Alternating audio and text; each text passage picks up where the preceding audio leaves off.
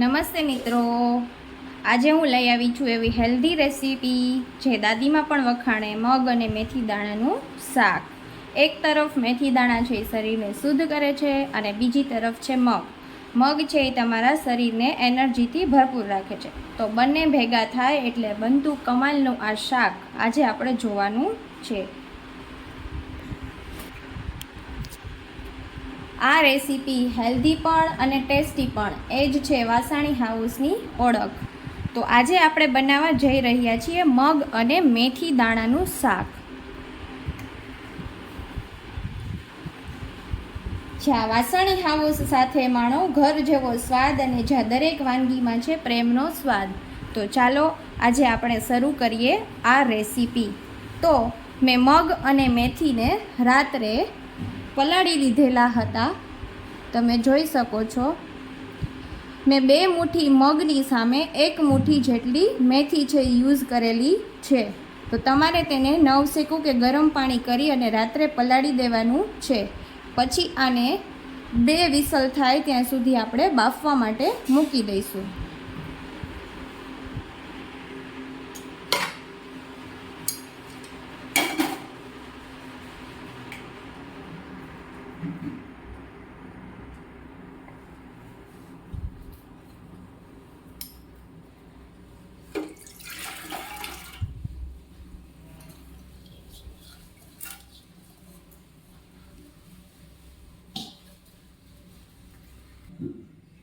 તો મેં ગેસ ચાલુ કરી અને કુકરમાં મગ અને મેથીને બાફવા માટે મૂકી દીધા છે. અને બાફવામાં હું થોડું એવું મીઠું એડ કરી દઈશ.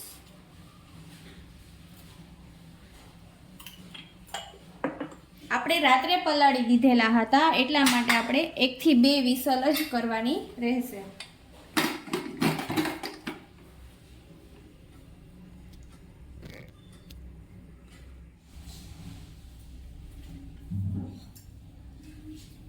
તો મિત્રો, આપણા મગ અને મેથી છે જે બફાઈ ગયા છે. હવે આપણે આ મગ અને મેથીના શાકનો વઘાર કેવી રીતે કરીશું તે પ્રોસેસ હું તમને બતાવું છું. તો સૌપ્રથમ આપણે તેમાં એક મીડિયમ સાઇઝની ડુંગળી છે એ કાપી લેવાની છે. એક નાનું એવું મરચું અને એક મીડિયમ સાઇઝનું ટમેટું. તો ચલો હવે આપણે આ મગ મેથીના શાકનો વઘાર કરીએ. સૌપ્રથમ હું પેન કઢાઈમાં 2 થી 3 ટીસ્પૂન જેટલું તેલ છે એ ગરમ કરવા મૂકીશ. ઓછા તેલમાં પણ આ શાક છે એ વધુ ટેસ્ટી બનશે.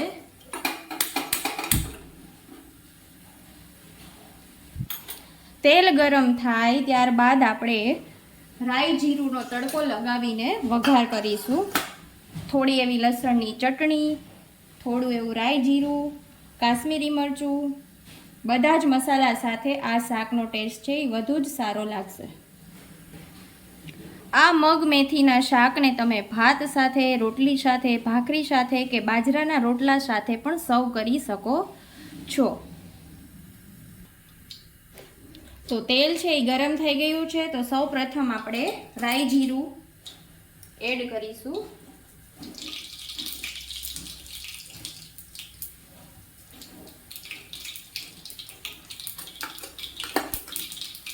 રાઈ અને જીરું કકડી જાય ત્યારબાદ આપણે તેમાં ડુંગળી એડ કરવાની રહેશે. ડુંગળીને સારી રીતે આપણે પહેલા સાંતળી લેવાની છે.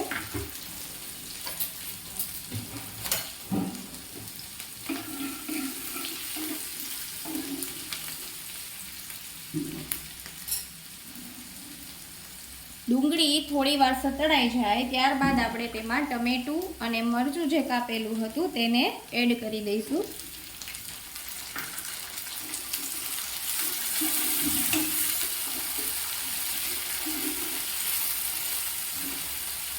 આ બંને વસ્તુ મિક્સ થઈ જાય ત્યારબાદ આપણે તેમાં થોડો એવો હળદર પાવડર એડ કરવાનો છે.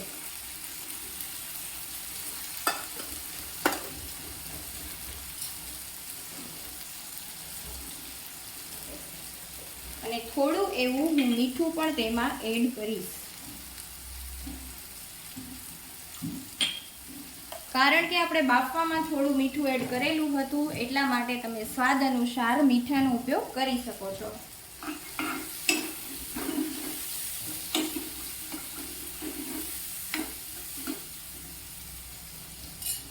2 થી 3 મિનિટ માટે આપણે આ ડુંગળી, ટમેટું અને મરચાંના મિશ્રણને પાકવા માટે ઢાંકણ ઢાંકી દઈશું. 2 થી 3 મિનિટ બાદ આપણે ઢાંકણ ખોલીને ચેક કરી લેવાનું છે કે ટમેટું અને ડુંગળી પાકી ગયા છે કે નહીં. ટમેટાને તમે આવી રીતે પ્રેસ કરીને ચેક કરી શકો છો જે પાકી ગયા છે.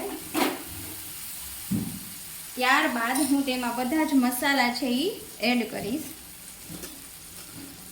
થોડી એવી લસણની ચટણી એડ કરીશ.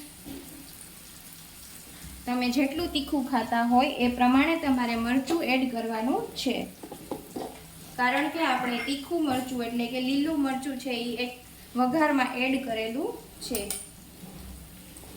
થોડો એવો કાશ્મીરી પાવડર, ધાણા જીરું, આ બધા જ મસાલાને હું એકી સાથે મિક્સ કરી લઈશ.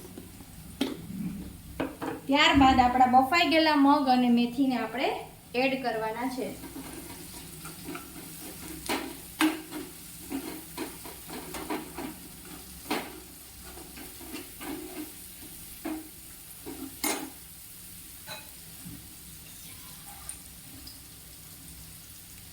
થોડી એવી ગ્રેવી બને એના માટે આપણે 1 થી 2 ટીસ્પૂન જેટલું પાણી એડ કરવાનું છે.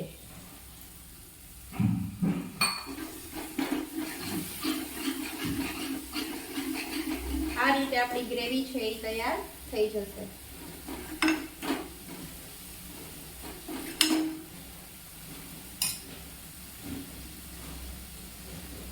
પછી આપણે બફાઈ ગયેલા મગ અને મેથીને એડ કરીશું.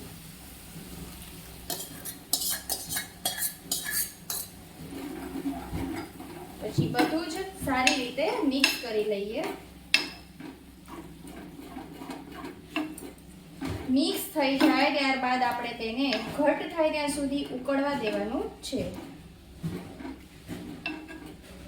આ શાકનો ટેસ્ટ એટલો જ જોરદાર આવશે જે તમારે લોકોને પણ ટ્રાય કરીને મને કમેન્ટમાં જણાવવાનું છે કે આ મગ અને મેથીના શાકનો ટેસ્ટ તમને કેવો લાગ્યો.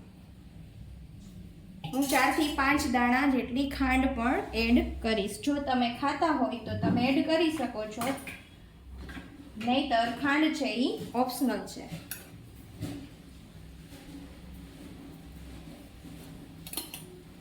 ખાંડ એડ કરવાથી શાકનો ટેસ્ટ છે એ થોડોક વધારે ટેસ્ટી બનશે. આ શાકને જરૂરથી તમે પણ એક વખત ટ્રાય કરજો. હવે હું આ શાકને 2 થી 3 મિનિટ માટે ઉકળવા દઈશ.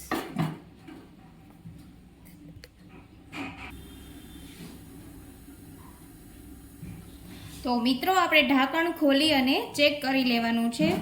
આ રીતે આપણું શાક છે એ બબલ્સ બનીને થોડું ઘટ થઈ ગયું હોય તેવું લાગે છે. એક વખત આપણે તેને હલાવી અને જોઈ લઈએ. તમે જોઈ શકો છો.